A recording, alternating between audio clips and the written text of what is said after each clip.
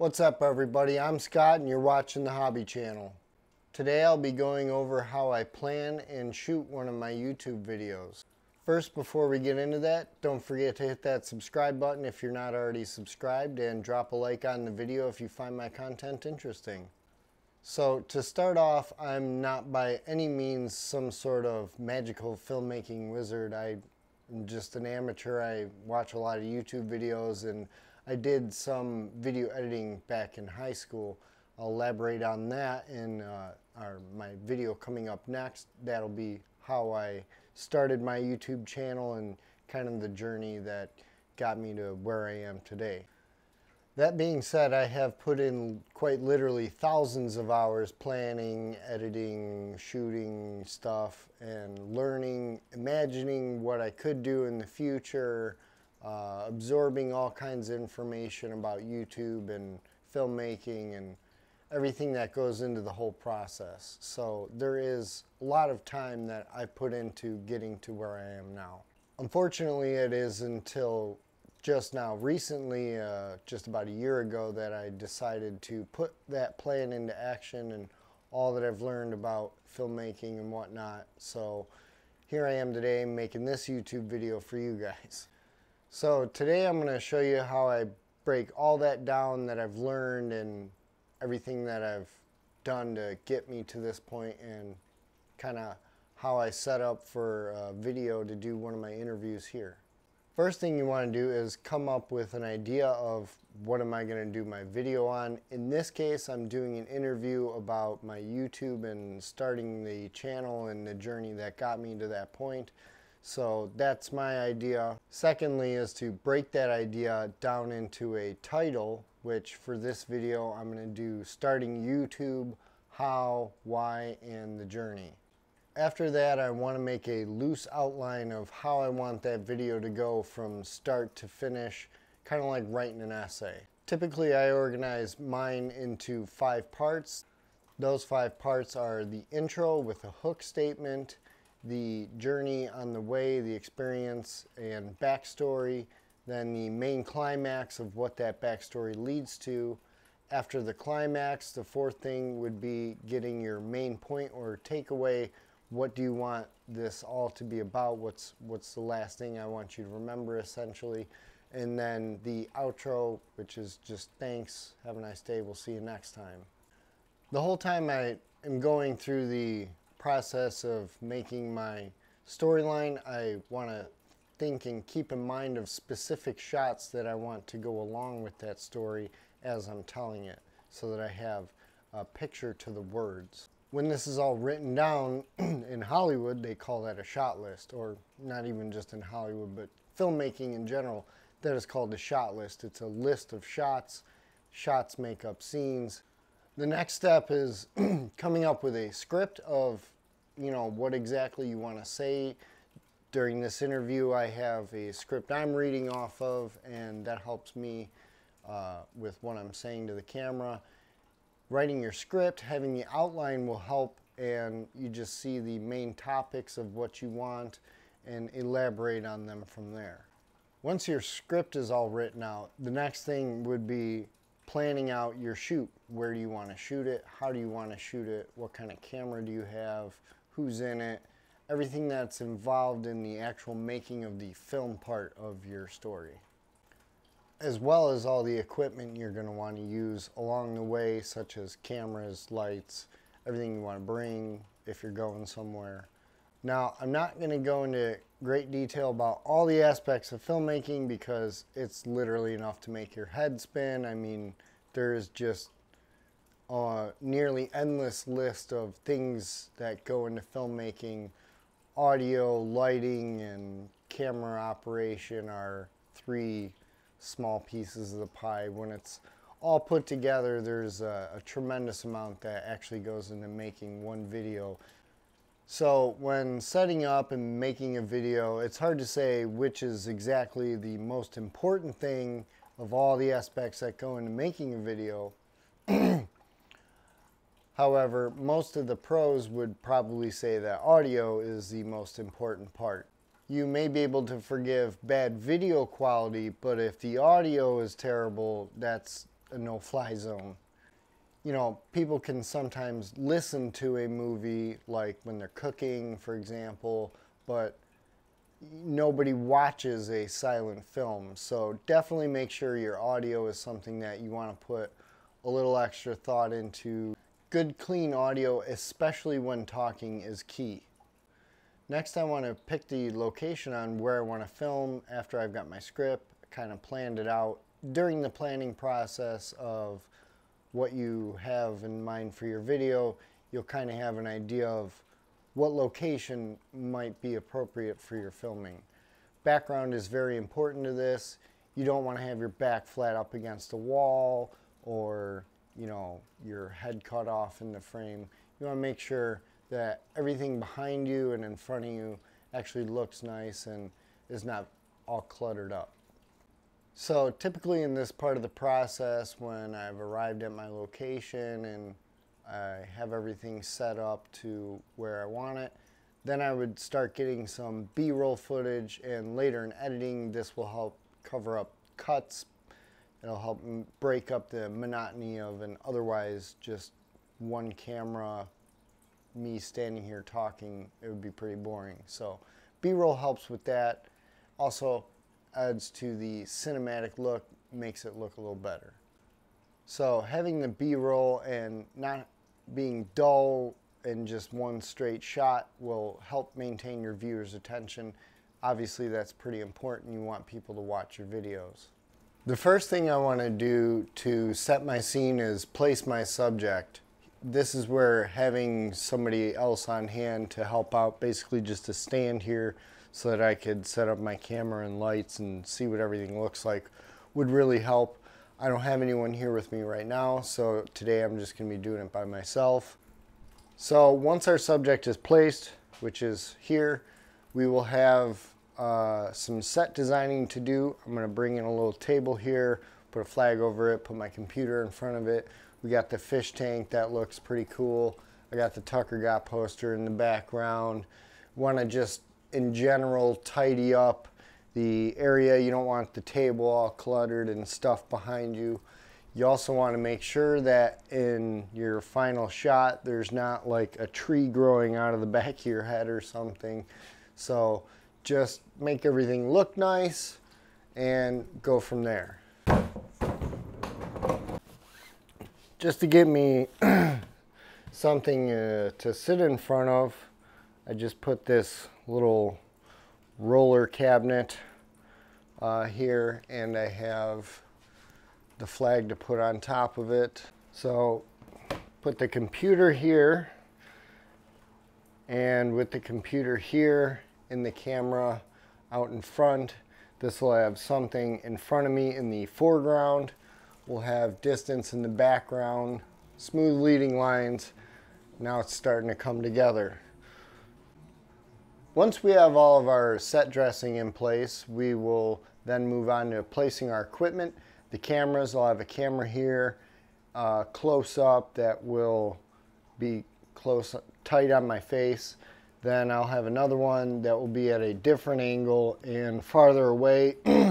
That way when I cut between the cameras, it won't look like the same shot or a jump cut, as they say. So I'm just going to adjust this probably just a little bit here.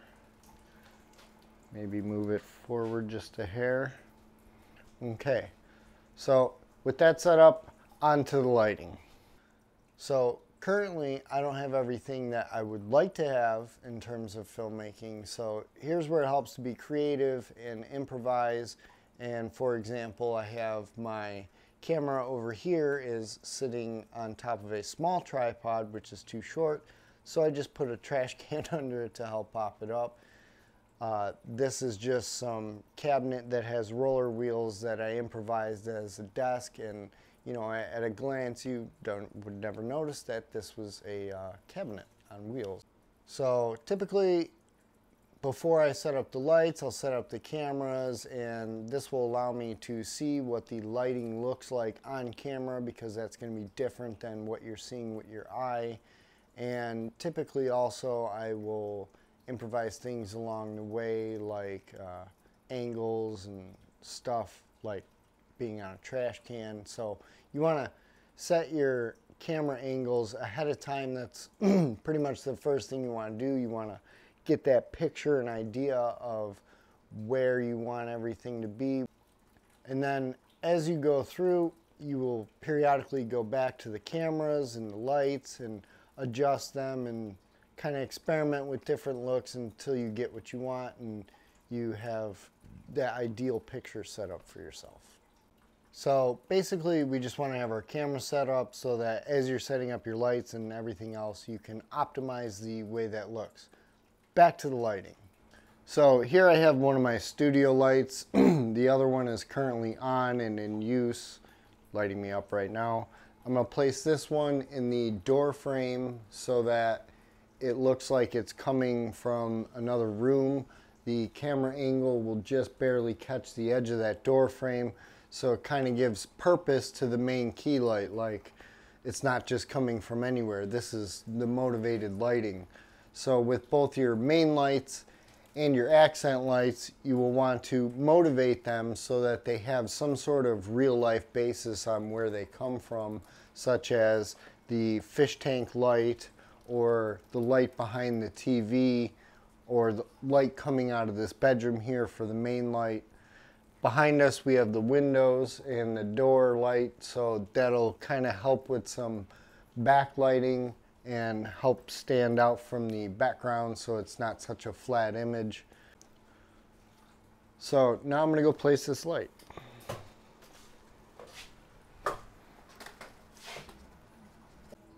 So with the key light placed, you can see I have more light coming in from the side.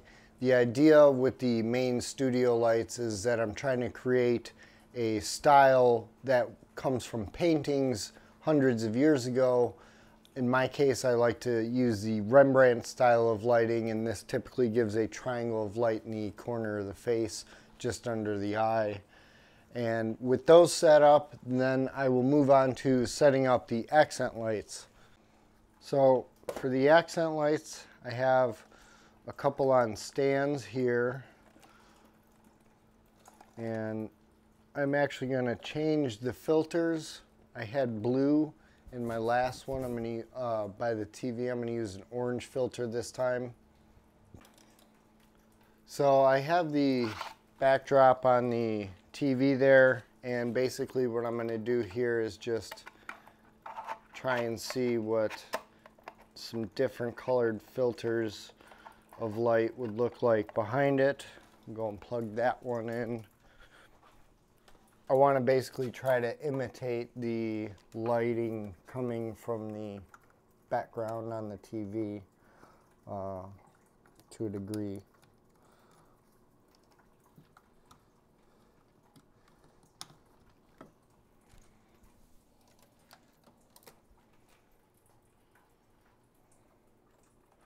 Alright, so that's pretty yellow, but that particular sunset is also pretty yellow, so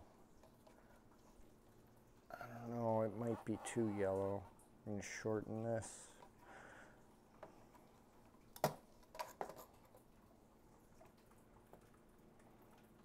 Basically, I'm just going to hide this light back here, point it up so that it gives that kind of yellow sunset color is now almost bleeding onto the wall. I like that. I like the way that looks.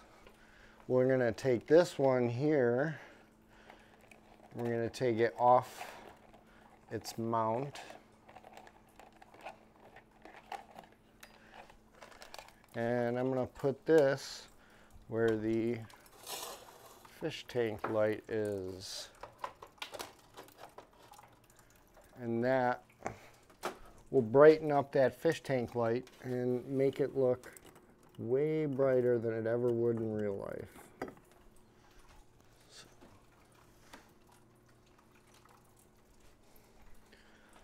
So now with the two accent lights placed over here and over here, we got a pretty good color pattern back there. So I have the fish tank light, the sunset light, and now I'm going to light a candle and put my third accent light behind this candle to make it look, again, brighter than it normally would be. And it looks better in the camera because the camera doesn't see like what your human eye sees.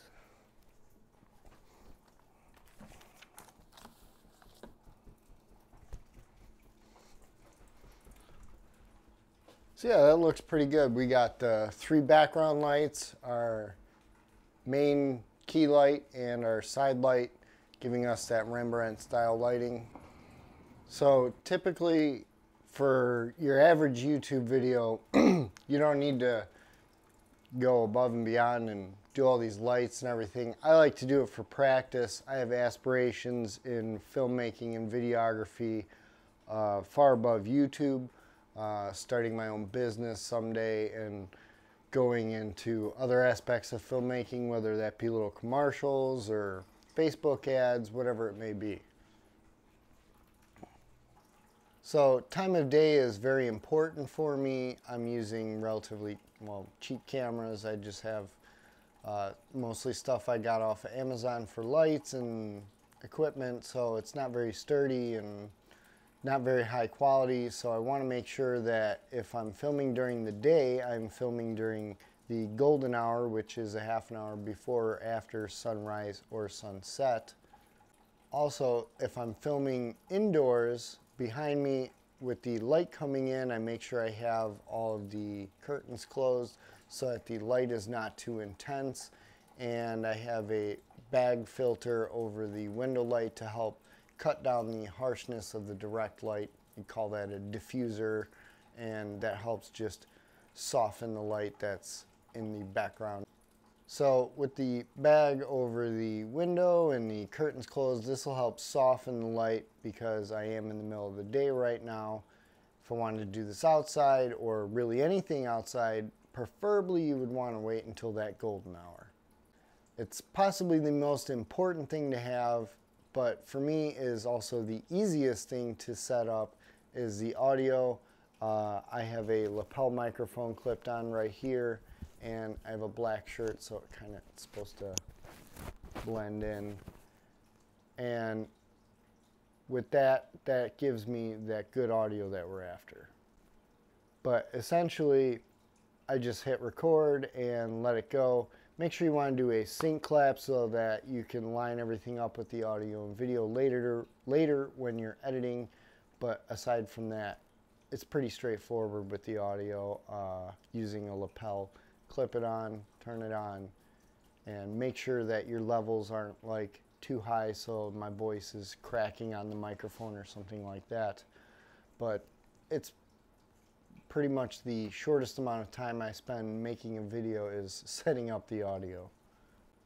So with all the ingredients to a quality video in place, it's time to take a look at how the image looks and then go back, make some adjustments, look at the camera, look at the lights, go back and forth, and oh, this looks good, that looks good. And once you have that all set up, begin your video. A couple of tips for me that I try to remember when I'm filming something like this is I try not to pitch my voice too high or too low. I try to make sure I stay in relatively still and stay in mostly the same spot. That way, if I cut between camera angles, I'm not like jumping from location to location within the screen. And I kind of struggle with being camera shy, and so I make sure I tell myself, all right, be confident and try to be a little bit louder. And those are just a couple of things I try to think about while I'm making a video so that I have a better final product. Like I said, I'm by no means a pro. I'm just trying to do the best with what I got. And what I have here and what I've gone over today and everything with making this little interview and setting up for it, it's really only just scratching the very surface of filmmaking, videography, photography, editing. There's just so much that goes into it. Again, it'll definitely make your head spin. I mean, there are dozens of topics that you can all put together as different elements that make a video that is, of better and better quality every time you add one of these little pieces of knowledge and skill into one of your videos. From watching a couple of documentaries and behind the scenes like Spotlight on Location with Jaws, I mean, there are directors who have literally been hospitalized from the stress of everything that goes involved with all of it, and just dealing with, like, there's hundreds of different moving parts going on all at the same time. So to wrap things up, I hope you guys learned something maybe or were inspired by this video. I just wanted to go over and break down what all goes into my videos. I thought, down the road, a year or two, it'll be neat to look back on. Kind of a behind the scenes, if you will. So, I mean, and if you are serious about YouTube, like I am, basically have a plan, treat it like a business, and execute. Make sure you actually do things and don't just talk about them or think about them, but put that plan into action. And, I don't have everything I want for filmmaking, but if I waited for that, I still wouldn't be making YouTube videos. So I have a couple of cameras here. I got a couple of lights. Make do with what I got. Ignore the nerves, don't be shy, and have fun. Mistakes will happen, and we're always learning as long as we're willing to. Thank you everybody for watching this episode of the Hobby Channel. I hope you enjoyed it. Stay tuned for the next episode, which is the interview that I have just set up for, and we'll see you next time.